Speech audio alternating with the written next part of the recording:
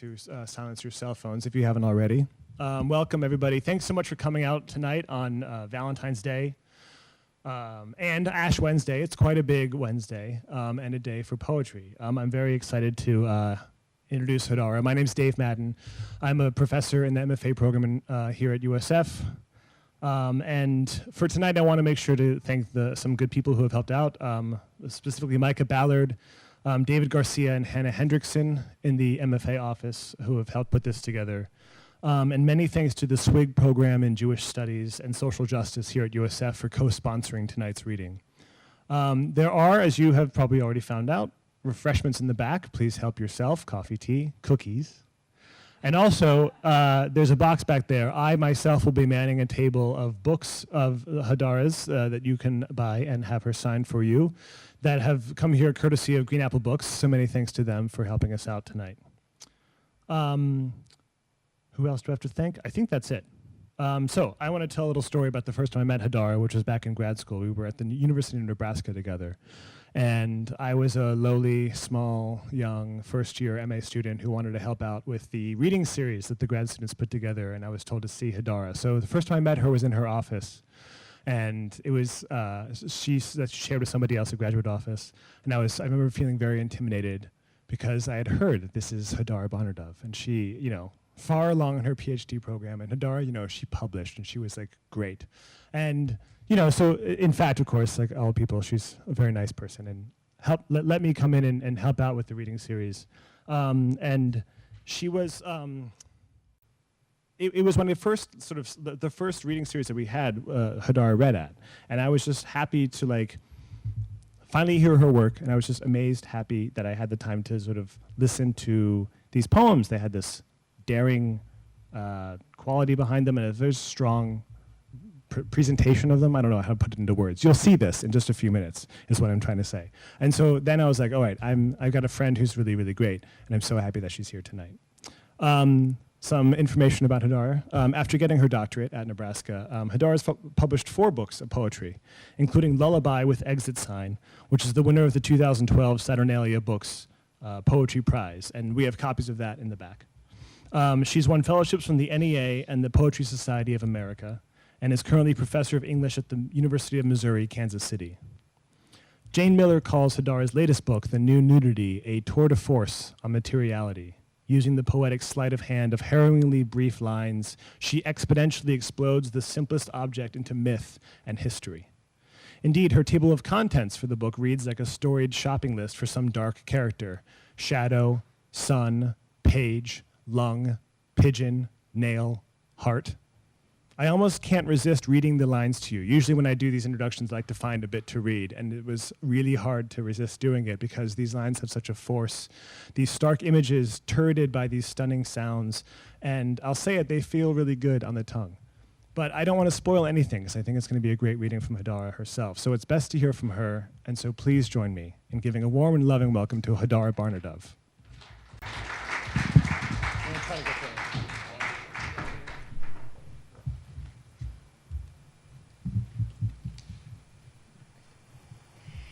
So a couple other thanks. Is the sound okay in the back? My sincere thanks to Dave Madden, Dean Rader, the English department, the SWIG program for Jewish Studies and Social Justice, and also Green Apple Books. And anyone else I forgot who Dave already mentioned. Glad to be here. Dave, I feel like we were kids together, which I love. And I don't know who's a student, who's faculty or whatever here, but it's I've had people say, do I need an MFA? Do I need to study creative writing in school in order to be a writer? And the answer is not yes, which is the wrong answer because this is how we make our bread and butter, right? What you do get when you are taking classes at the undergraduate or graduate level is community. And that, I think, is indispensable, though there are other ways to get community. And I'm grateful and thankful that Dave is part of my community. And a whole bunch of other people we graduated with, who are super talented writers and have stayed our readers and also our friends. Okay, so I'm going to read a couple of poems from an earlier book, The Frame Called Ruin. I wanted to read a couple love poems, and I had to go back and then back and I was thinking, like, who comes to a reading on Valentine's Day? Are you bitter, jaded people who are like, screw Valentine's Day? Or is this the most loving thing you can think? Hopeful, love-filled, full of faith, celebrating art. So, my versions of love poems are totally screwed up. So I'm going to open up with Still Life with Death. This is after Magritte's painting The Lovers. We were burned and we were blind. We wanted to record the occasion of us, so from a sagging clothesline and wrap them around our heads.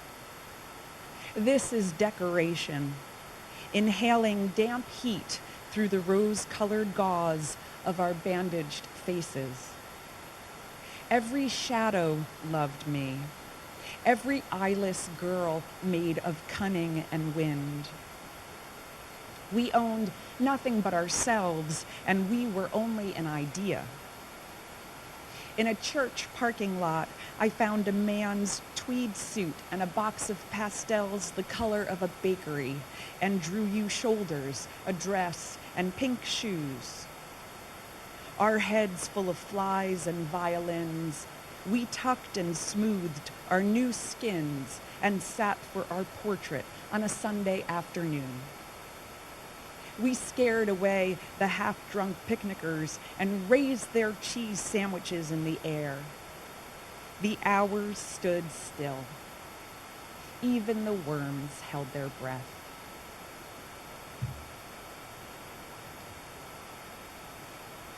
Meet me breathless. Meet me breathless on the corner of sky and lamppost. I will look for you, so wear your eyes. Wear your face that has slept in curls. I will breathe the tulip scent of your hair and the sidewalk's soot-lined snow. Don't forget to bring your delicate feet, those edible toes uncold in your oversized men's boots. I will come with my hands holding bread, broad loaves creased with rosemary. And I will come with wine, 2 blummy reds wearing bicycles, top hats, and names we cannot pronounce. Bring your accordion mouth and your love of emptiness. Bring a fire and the wild nest of your neck. Bring your open throat. So I'm going to move on to some poems from Lullaby with Exit Sign. With the exception of this first poem that I'll read, the titles borrow from Emily Dickinson's poetry, and then I also embed a line from her poetry into the poems themselves, so you might recognize some of the lines. And, I was also thinking, so these are more or less, this is a book of elegies, poems in honor of the dead, and really the flip side of the elegy is probably the love poem, right? If you don't miss, wow, there's a party going on there. You don't write a poem for someone who you don't care about, right? So there is love here, even though the poems are more difficult. For the most part, these are poems in honor of my father, whose birthday was on February 10th. So I've been thinking a lot about him. He passed away about 10 years ago. Lullaby with Exit Sign. I slept with all 4 hooves in the air, or I slept like a snail in my broken shell. The periphery of the world dissolved, a giant exit sign blinking above my head. My family sings its death march. They are the size of the moon. No, they are the size of thumbtacks punched through the sky's eyelid. What beauty, what bruise. What strange lullaby is this that sings from its wound? Here my dead father knocks on a little paper door. Here my family knocks, waits. Come through me, my darlings, whatever you are. Flame, lampshade, soap. Leave your shattered shadows behind. I'll be the doorway that watches you go. So my father finally died from Lyme disease, though if you're familiar with Lyme disease, they do have Lyme disease in California, right? Unfortunately. Not so much. So it's really excessive in New York, New Jersey, where I grew up, and Connecticut. Really excessive. That's such a weird phrase, excessive. It's impossible. It impacts, everyone knows somebody who has Lyme disease. If it's not, someone's nodding. If it's not in your own family, it's a dear friend, something like that.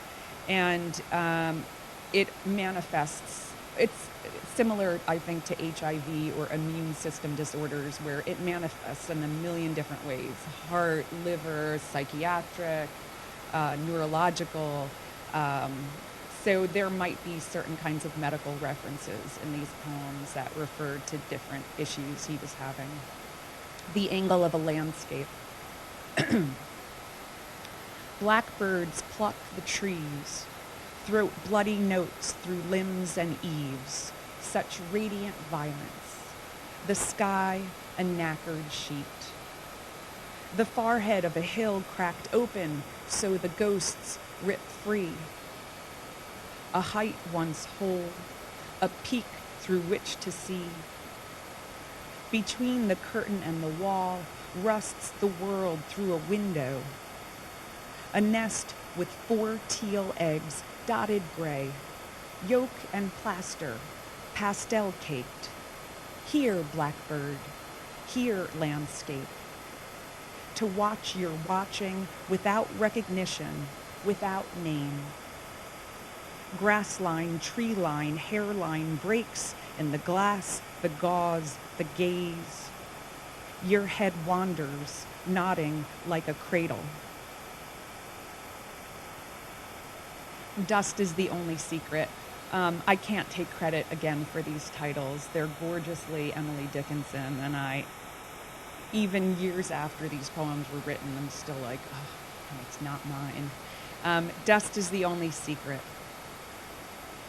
Tender father, feather your face, fingers laced with June.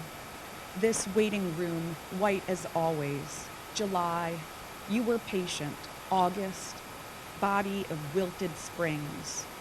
Heart tissue, heart decay, paralysis. September and the months drip. Patience, pain, infinite contain. Patient between 3 a.m. and Tuesday, between sponge bath and morphine, between warfarin and vomiting. Current, rubber, hiccup, vex. The body lit up, needled, electric. You dream half life, half lit. Machines chirp, metallic lullabies. A neon line blinks across a black screen. Pulse like a promise, green and green, until the heart stops, sleeps. The last one I'll read from Lullaby is I Would Have Starved a Gnat, and strange little piece of backstory. My dad looked like Saddam Hussein, and so Saddam Hussein would be featured on television in some kind of campaign to kill all the terrorists. It always kind of freaked me out because I had this immediate sense of love And I remember when Saddam Hussein was found inside his rabbit hole, it was like, he is the most evil man ever, and we must crush terrorism and blah, blah, blah. And so he comes out of the spider hole, and the first thing I thought looking at the television was, oh, there's my father. Really bizarre push-pull. I would have starved a gnat. This lean of bone and tilt, all odd angles to the sun. Flatten me with your mad flit, your fast-tying hands. All odd angles and imminent collapse. Now on our knees, now bowing, please, kiss my littlest one. A video found in a bunker underground. I once was a knight, once nightly news. See the vultures and gnats flock to our shivering. Food's necessity upon me like a claw. A gathering of wingly things, so all you see is weather. Turning iridescent, turning black. The kingdom of the body blown to ash. Buttons of us left in the sun. The crown and the teeth, the aftermath. No moist, benevolent thing between us. Take me. Take half. So I'm going to move on to my newest book, The New Nudity. It's a very different project. I'm looking at the inner lives of objects and body parts. This is not a love poem, but there's one line in here that is a love poem that's hidden inside. So my husband is a furniture maker, and many years ago, he had freshly sharpened a chisel and was working on a wood block and just went like this, boink, and off came his thumb. But here's the upside. He had just sharpened the chisel, so the cut was super clean, and they were just able to just pop it back on. Well, sort of. There was a tendon that snapped up, and that part wasn't so great. But anyway, now the thumb works. Actually, this happened while I was in grad school. Yeah. So anyway, the thumb totally works fine. It's, attached. And just every once in a while when it rains, I'll find him like, it gets a little achy, but other than that, totally good. So his thumb makes an appearance in one line. Thumb. Who means what it is to be human and is scarred by childhood. Thick and necklace, your head shaped like a gravestone. A smile opens across the knuckle and disappears every time you lift a tumbler of scotch. Who holds a pen and lies?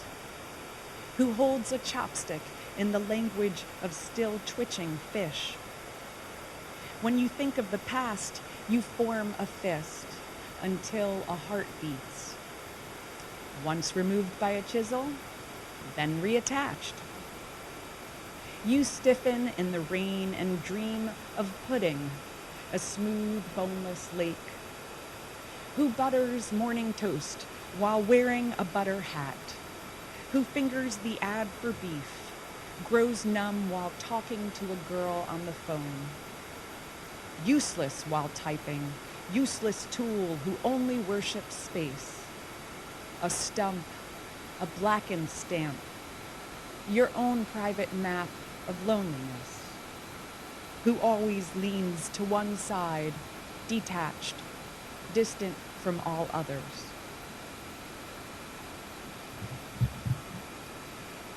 So this next poem, Fountain, is my Kansas City Proud poem, sort of Kansas City Proud. So is anyone familiar with Kansas City, Missouri? By any chance? Oh, Kansas City. Oh, yeah, Kansas City in the house. All right. So there's this area called the Plaza, which is kind of a shopping district, and it's loosely, I'm going to say, based on Valencia, Spain. And there are all these fountains. And, I think initially maybe I didn't notice how bizarre the fountains were. They just kind of fade into the background, but there are a lot of them. And it turns out the fountains are actually really crazy. And the more I stopped to look at them, the crazier they got. So, right in front of the Starbucks off of 47th Street, there is a mother figure, I guess, naked, sitting cross-legged, and she is peeing into a little boy's mouth who is underneath her. Okay, but even weirder, and this is right on the corner in front of the Starbucks, there's a little cherub figure, a little boy, naked, and he's standing in the middle of a bowl, and around the bowl there are 3 frogs. And the frogs are actually kind of spitting, I guess. A stream of water is coming out of their mouths onto the little boy's penis. I'm not making this up. And it's in front of the Starbucks. Like, welcome to Starbucks. Totally bizarre. And so the fountains are really off in this super interesting way, but nobody's paying attention because they're just like a nice fountain or something. So here's my homage to these fountains. Fountain. Dirty, dirty boy, what have you done? Your bath splattered with cigarette butts, leaves, the droppings of doves. No chlorine can clean your iron-eating years. Eyes peeled open, genitals exposed, a mounting rod lodged in the base of your back. Children poke you and steal your pennies. The loose change of your mind emptied by the smallest hands. Who isn't barbaric anymore? The people no longer notice you, bound in stone, charming as a taxidermied swan. Splayed on the plaza square in mid-spring, you wait to be turned on. It's funny, the line, the loose change of your mind emptied by the smallest hands. That's like a little love poem to my son, who's 3.5, and he doesn't get that you throw the money into the fountain and that you can't actually go into the fountain and take the money back. That part doesn't really make sense to him. Totally embarrassing. And he did actually fall in a fountain once. And we didn't have a change of clothes, so that was also exciting. Okay, this next object and poem is door. Hung by 2 pins and swelling, lacquered and puckering, effaced by thumbprints sealed with grease and ink. Your quick hands cancel my gunmetal locks. No one notices my head. No one soothes my forehead with a cool cloth. You handle me. He handles me. My gold protuberance available by turns. I am legless and cannot move. I am tongueless, mute to your touch. I unleash my deranged triangle of shadows when pushed. If you look under my skirt, you'll see the darkness of another world.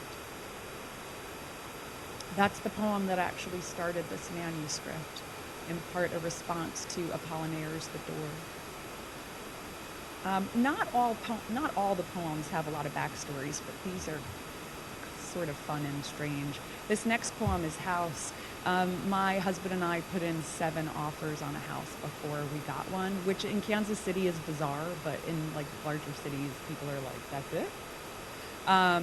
So we put a bid on this house, and an inspector came and said, you need to get a structural engineer in here. We got the structural engineer. Everyone's charging us money along the way, of course. And there was this crazy kind of porch. It was this huge concrete slab. And we noticed that parts of it were crumbling into the basement. So we have the structural engineer come, and we're standing underneath, where some of the crumbling was happening. And we're looking up at it. And he says to me, he looks at it for 10 seconds and he says, "Ma'am, I'm going to need you to take a step back." And I was like, bah, ha, ha.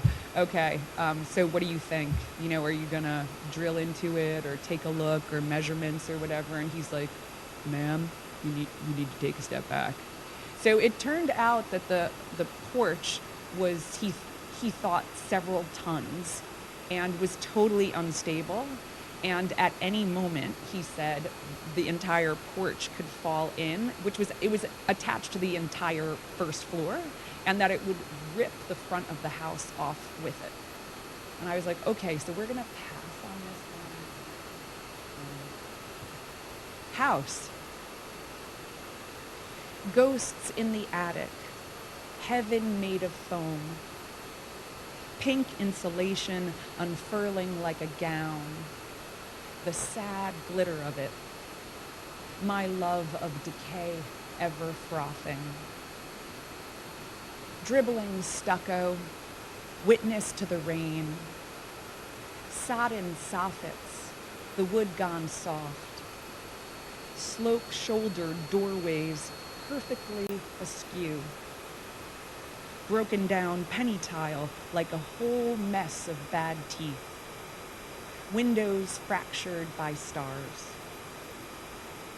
Some days only a squirrel walked by. Some days only clouds. Each space occupied by its dream. All I ever wanted was a porch I could die on, and a swing whose breeze would carry me. The running joke with that house is it was also on Locust Street. And the Jew in me was like, ugh, I don't know if I should live on a house named after a plague.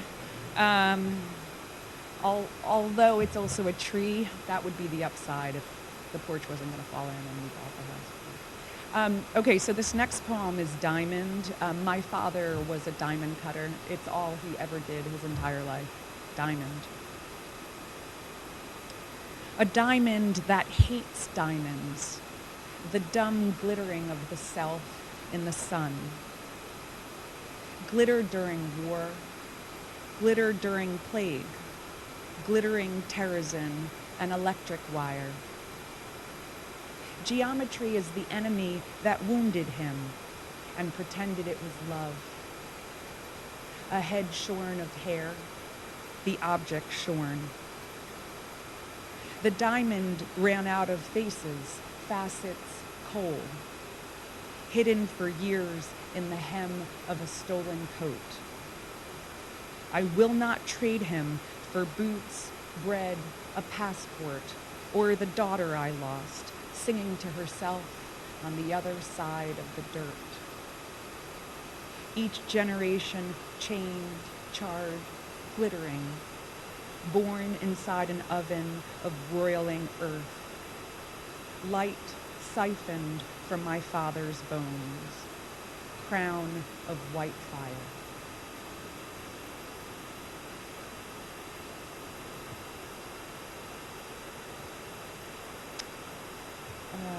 This next poem is Dress Aurora Borealis, and it was my first Facebook poem.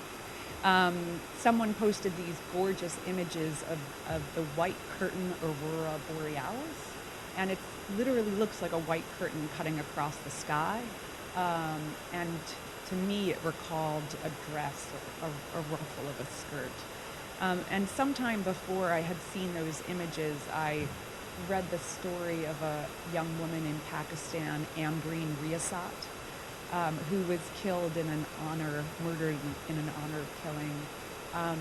She was 16 years old, and she helped her best friend and the best friend's boyfriend elope. And for that, she was killed. She was found in a van. I think she had first been strangled to death, and then tied up, and then put in a van that was set on fire. And that story just stayed with me. And then I saw the images on Facebook, and the story somehow fused through metaphor. The other piece of the story that haunted me was 13 members of her community, of her village, were arrested, including her mother. So the story stayed with me.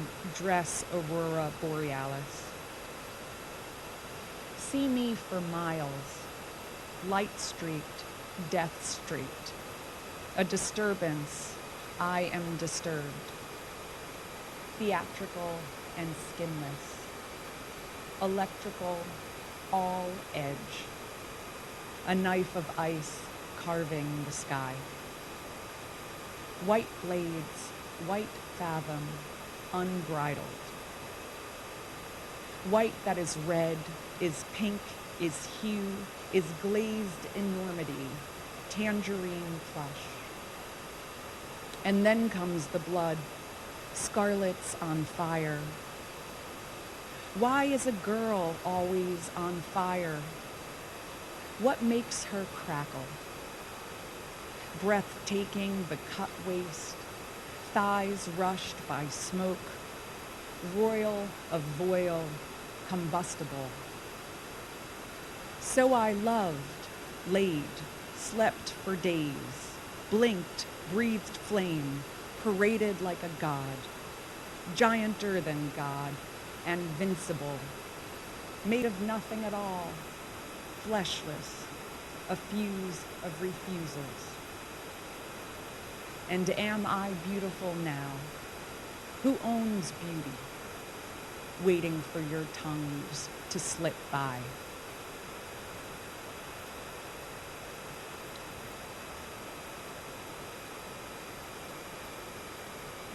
I'm going to read a couple new poems, and then I'll close with one from the new nudity.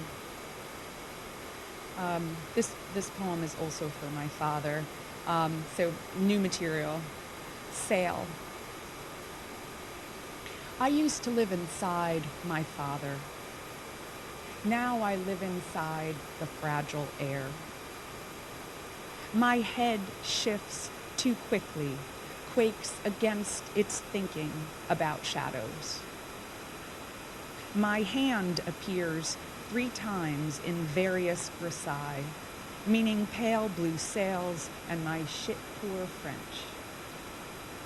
When my father died, my body fell inside me, a crush of concrete, days of dust and buckling, gravel-burned knees.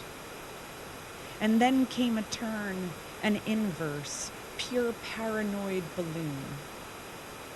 I was flying up, unmoored, unhooked, abandoned by gravity. Flying up in my ice dress, ice skin, breath of a corpse, death sliding between blood and flesh and wind. Nothing held me here. Ice moon, a cheap dime in the sky. I touched its shiny fear. The weirdest thing about grief, for me, it was super physical. So there was a moment where, not more than a moment, after my father died, I was super heavy, like walking through mud and concrete at all times. And then it just shifted and I was gonna fly off the earth, like gravity just stopped working on me somehow. I don't understand that, but that's what it physically felt like. Queen of Collapse, which lets you know my mental state of the last 9 months. I have a 9-month-old. I'm not going to say this is an homage to her. Because she's going to end up in therapy no matter what I do, right? It's going to happen. Okay, Queen of Collapse. Queen of disappearing, the girl in me gone. Queen of sweet milk, blisters, sweat. Queen as the night opens her mouth and cries. The dream throat, black throat, barbaric guest. Queen seized by wide white jaws. My subjects all turn cannibal, animal, maul. Their love gigantic, their never-ending need. queen claimed by the smallest fists, queen of the body count, fingers, shadows, toes. Warped by war and sleeplessness, we are 1,000 years old. Queen of the corpse, I invite inside for a glass of rain. The rain coming down like gravel over our heads. My mother's face ripples across my face, across my child's face. Queen of collapse, our hunger everlasting. And I'll close with one final poem from the New Nudity. It's the last poem in the book, Zombie. I just realized there's lots of hunger in my poems. Hunger in this one too. So why end with a zombie? Because all books of poetry should have zombies in them? Right? Zombie. A zombie is a head with a hole in it. Layers of plastic, putty, and crust. The mindless must be sated. Modeled men who will always return, mouthing wet promises. You rise already harmed and follow my sad circle, as if dancing on shattered legs. Shoeless, toeless, such tender absences. You come to me ripped in linens and reds, eternal, autumnal with rust and wonder. My servant sublimate, and I am yours, the hot death we would give each other. My dark ardor, my dark auger, love to the very open-mouthed end. We are made of so much hunger. Thank you.